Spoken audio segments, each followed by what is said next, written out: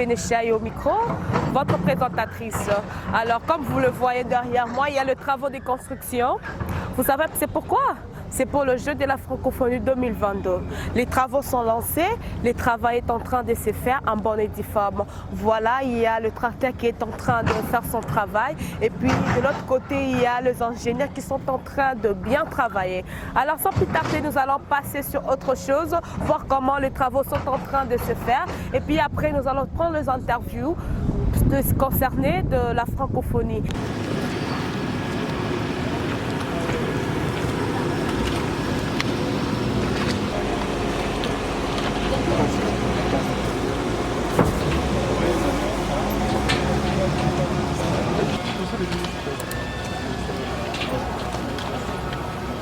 Monsieur Guillaume, monsieur. Je suis là.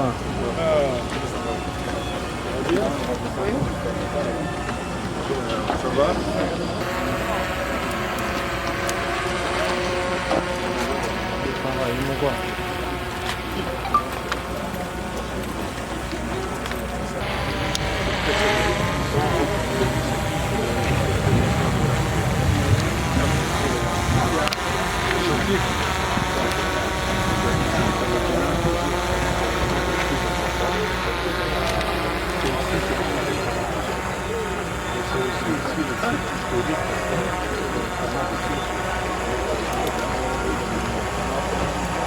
C'est ici qu'on va loger plus de 4 000 dans les 12 bâtiments qui vont être dirigés par cette entreprise. C'est sur le même site qu'il y aura une restaurant qui devra la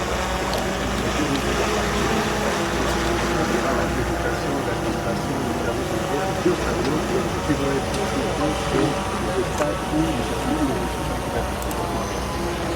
les bureaux, c'est ici les 12 mètres qui commencent déjà, qui ont déjà commencé, et dont les travaux sont censés finir cet objectif. Merci infiniment. C'est une vraie victoire. Hein? C'est une vraie victoire pour nous les Congolais d'arriver déjà à ce stade-là après 2 ans que nous avons tenu la francophonie. C'est une victoire. On voit quand même que les travaux ont débuté.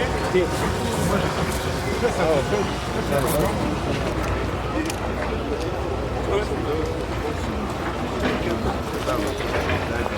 Sì, come torniamo. Daniel,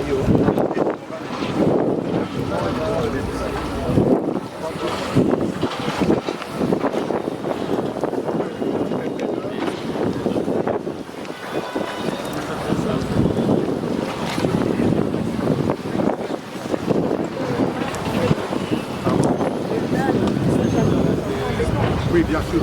Inspecter les travaux, est-ce que vous êtes satisfait de l'évolution des travaux? Je suis extrêmement satisfait étant donné que les gens pensent toujours que les Congolais, nous le peuple congolais, nous n'allons jamais y arriver. Là, je vous ai convié, vous-même vous constatez de vos yeux que les travaux ont bien débuté. Donc c'est une joie, pas pour moi, mais pour tout le peuple congolais, car la route vers les Jeux de la francophonie, nous sommes dedans. Quelles sont vos impressions pour ce lancement des travaux? C'est une impression vraiment satisfaisante. Oui. Pour moi, c'est une joie. Oui. Nous sommes dans la continuité de la vision du chef de l'État, le président de la République, Félix Tshisekedi Antoine. Donc là, je suis vraiment très content. Commencer, c'est bien, mais est-ce qu'on va terminer à temps? Dans combien de temps les travaux vont commencer? On va terminer à temps. On va terminer à temps. Quelle est votre question?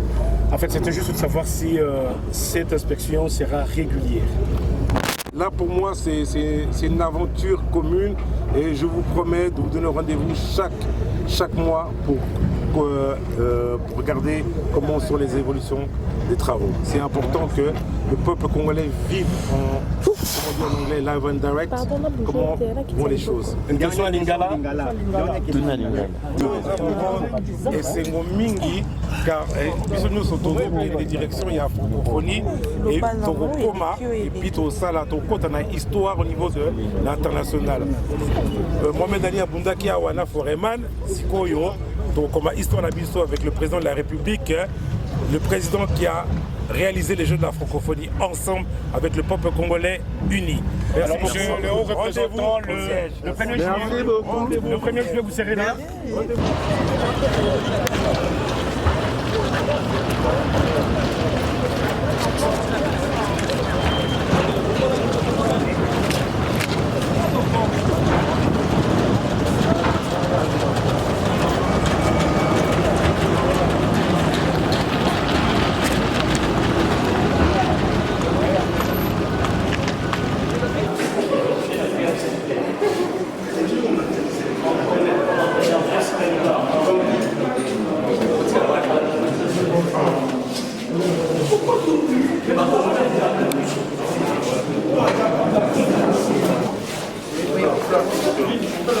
Bonjour messieurs, soyez bienvenus au siège du CNJF. Nous avons souhaité que vous soyez là aujourd'hui parmi nous afin de voir que nous sommes en train de donner un coup de pied de sortie à ce projet grandiose et très important pour le pays. Nous vous remercions déjà d'avance pour être là et nous allons faire un tour du propriétaire. Le propriétaire est ici derrière nous, Madame Capou aussi est là, où nous allons vous parler, entre autres, de l'état des préparatifs des Jeux de la francophonie Kinshasa 2022. Et aussi, on entrera un peu dans les détails par rapport aux activités qui seront développées pendant les Jeux. Je vous remercie.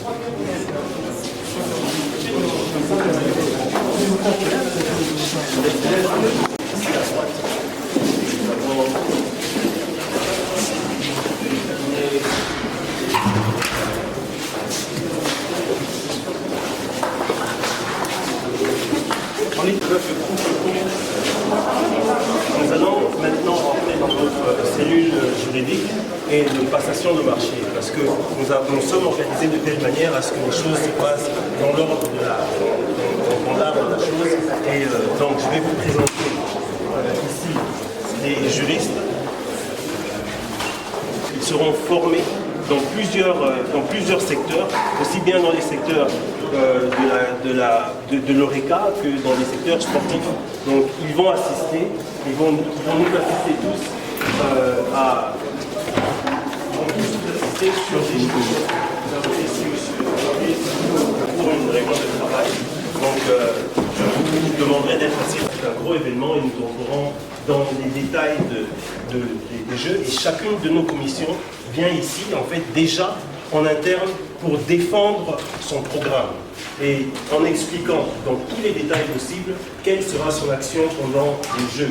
Et nous parlons à partir de maintenant jusqu'à l'horizon 2022 après les Jeux. Nous avons donc à cette table une réunion qui est donc présidée par le directeur des Jeux qui est là-bas, monsieur Kabamba, et aussi présidée par Madame la directrice du cabinet, Madame Bokabo, qui est aussi là-bas présente, et le coordonnateur adjoint qui est Monsieur Thomas Prosperger. Merci. J'espère, nous allons continuer notre exercice et nous allons passer la parole à Monsieur Patrick Lacoué, président de la commission d'études et accréditation. Ici, parce que nous sommes encore aujourd'hui, je pense qu'il faut commencer par l'accréditation de la billetterie. Commencer par l'accréditation des billets. La population comprenne que les préparatifs, c'est jour et nuit. Il n'y a pas que les travailleurs d'infrastructure qui travaillent jour et nuit, les pères de famille, les mères de famille. Voilà, ils sont là, ils jouent quasiment jour et nuit, ils ne voient pas leur famille, leurs enfants, etc. C'est pour ça que je voulais vraiment que les gens constatent par leurs plus propres yeux qu'il y a un travail considérable, voire monumental, qui est en train de se faire pour la préparation de ces Jeux. Il est toujours en phase avec la vision du chef de l'État. Comme vous le savez, il insiste sur l'équité entre hommes-femmes. Et pour cette très importante commission, nous avons Madame Bila, ici présente, qui est la présidente de cette commission et qui donc est en train d'abattre ce travail avec l'assistance de M. Eric Maloba, qui est vice-président de cette commission. Je vous remercie. Parce que, en fait, il y a un LEC, il y a un programme où il y a un LEC dans les jeux. Et les legs sont l'infrastructure. Donc nous avons pour le moment des fédérations qui se retrouvent un peu démunies sur le plan d'infrastructure, et avec la venue des jeux et surtout le départ des jeux après, il y aura un leg qui sera resté. Tout ce que vous voyez qui sera construit pour les jeux se transformant aussi en même temps il y a des espaces bureaux pour les fédérations. Donc les fédérations seront dotées non seulement d'infrastructures de normes internationales, où nous pourrons, la RDC, organiser des compétitions sportives de haut niveau, car nous aurons les infrastructures pour, mais en même temps, nous faisons d'une pierre deux coups, nous avons aussi des infrastructures de bureaux décentes pour nos fédérations sportives. Merci. Vous avez répondu une partie à ma question que je voulais vous poser. Après 2022, que deviendront ces bureaux et toutes les personnes qui travaillent? Comme vous avez dit, madame, j'ai répondu à votre question, en partie à votre question. Les infrastructures sont construites avec l'apport des fédérations. Donc pour chaque édifice qui est construit, nous faisons appel, nous avons fait appel aux personnes de cette fédération pour qu'ils nous guident, pour qu'ils nous donnent leur vision, non seulement du futur de leur discipline, mais aussi qu'on puisse leur accorder selon la grandeur. Je parle de nombre de cette fédération-là, qui puissent nous donner leur input par rapport à ce dont ils ont besoin. Et nous essayons donc, avec les infrastructures, de pouvoir les accommoder. Donc en fait, après les Jeux, c'est un leg. C'est un leg qui sera donné à ces fédérations-là, qui bien entendu sont sur le plan sportif, sont sous le chapeautage du ministère des Sports. D'accord. Merci. Je dis ce que nous voulons, c'est dans le cadre des valeurs, qui cadre avec les valeurs de la francophonie. Mais en tant que pays, nous avons aussi des valeurs que nous voulons mettre vers l'avant. Nous avons un message que nous voulons mettre vers l'avant. Et ce message sera la campagne qui va guider, qui sera le fil conducteur pour toutes les actions que nous ferons pendant l'organisation des Jeux. Donc, ici est faite la stratégie de communication. Ici, le message, les slogans que vous connaissez déjà, certains d'entre eux. Bien entendu, nous n'avons pas encore tout révélé. Nous sommes encore en laboratoire. Mais c'est d'ici que parte donc, le fil conducteur du message que la RDC veut donner à la francophonie et au reste du monde. Donc c'est une commission qui est importante, aussi bien dans la substance que dans le nombre des gens. Donc je vous convie à me suivre. Silence. En termes de génie culturel, artistique, sportif, et aussi parce que nous avons une jeunesse pétillante. Et donc mon travail justement, c'est de mettre en avant toutes ces choses-là. Donc voilà. Très souriante. Toujours. Merci. Vous nous soutenez dans cette lourde tâche qui nous a été confiée, car nous le faisons avec énormément de responsabilités. Je crois que vous avez pu le constater. Les gens sont au travail. On est au travail matin, midi, soir. Donc nous avons besoin du feedback positif, bien entendu, qui est justifié par notre propre action. Donc, nous comptons sur vous afin que vous nous appuyiez par vos messages positifs, non seulement domestiques, mais aussi vers l'extérieur. Car vous pouvez vous imaginer que nous sommes sous le spot. La visite de la presse. Déjà, c'est pour vous dire que nous existons. Parce qu'il est vrai que sur le plan de communication par rapport au jeu, nous accusons un certain retard. Mais il faut prendre en compte que cette nouvelle structure a pris pied, comme je l'ai dit, il y a 2 mois. Donc, il y a un travail qui aurait déjà pu être fait en amont, que nous essayons de faire maintenant. Mais nous ne pouvions pas, avant de commencer à communiquer vers l'extérieur, ne pas faire le ménage. Donc il a fallu que nous fassions un peu le ménage, que nous jetons des jalons par rapport à notre propre action dans le futur. Et comme on dit, la forêt est plus dans le silence. C'est là que la RDC, tout en étant le plus grand pays francophone. Merci. Merci beaucoup. C'est vraiment pour faire Chers internautes de la Cléboa.com, comme vous venez de suivre, on était au chantier, là à Verma.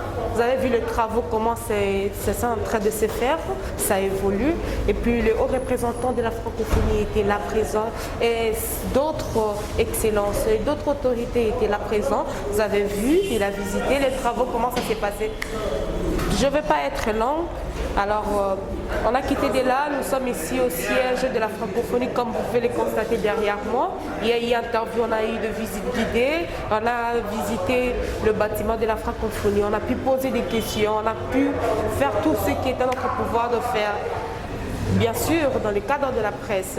Alors Inès Bénéchet au micro, très heureuse de vous voir nombreux suivre notre chaîne Cléboa. Vers la fin de notre journée alors consacrée à la francophonie. Vous avez vu le jeu de la francophonie, en route pour le jeu de la francophonie. Alors sans plus tarder, je vous laisse mes chers internautes. À très bientôt, bye bye.